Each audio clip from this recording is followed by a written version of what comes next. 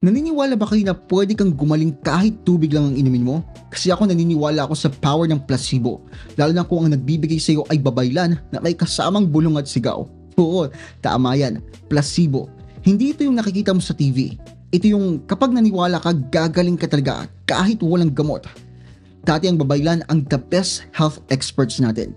Silang doktor, scientist at pati psychic na. Tapos ang gamutan, puro ritual. Mga halaman na parang galing sa likod ng bahay. Minsan nga, may buhok pa ng aso. Pero effective daw yun. Ang sabi ng mga dalubhasa, placebo effect lang daw yan.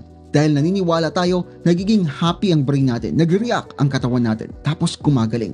Parang magic, pero ang totoo, tayo mismong gumagawa ng magic sa sarili natin.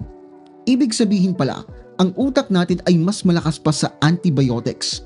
Kaya minsan yung mga doktor natin, dapat mas maging positive din, di ba? Yung tipong gumagaling ka na, promise, para mas mabilis ang epekto ng gamot. Pero syempre, huwag aasa dyan. Huwag puro hilot at dasal. Magpa-check up ka rin, di ba? Ang nakakaloka lang, ang mga babaylan natin dati hindi lang pala healer, spiritual advisor din sila, pati political consultant din. Imagine mo na lang, pati ang pagpili ng leader, nire-ritual muna nila. Karabing wisdom ng mga ninuno natin, di ba? Talaga namang iba sila. Pero ayun na nga, huwag nating maliitin ang traditional practices natin. Hindi lahat ng galing sa science ay tama at hindi lahat ng hindi galing sa science ay mali. Minsan may magic din sa mga traditional na pamamaraan. Kasi naman, syempre hindi yan galing sa laboratorio. Hindi na maipapaliwanag ng science. Basta paniniwala lang ang sagot. Pero sige, basta gumaling ako, payag ako. Kaya maging proud tayo sa ating kultura. Pero maging open din tayo sa mga traditional na paraan ng pagpapagaling.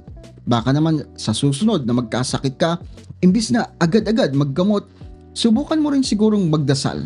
Basta sa Diyos ka lang magdadasal, huwag kung kani-kanino, baka may biglang sumagot sa iyo. Pero syempre, kasama ng dasal ay magpa-check up rin. Importante na magpa-check up. Hindi tayo gagaling ng basta-basta lang sa dasal. At kung nagustuhan niyo yung video, huwag kalimutang i-share sa inyong mga Facebook para naman mas dumami pa tayo dito. At kung meron kayong requests, comments, or suggestions, pakilagay niyo lang dyan sa comment section sa baba.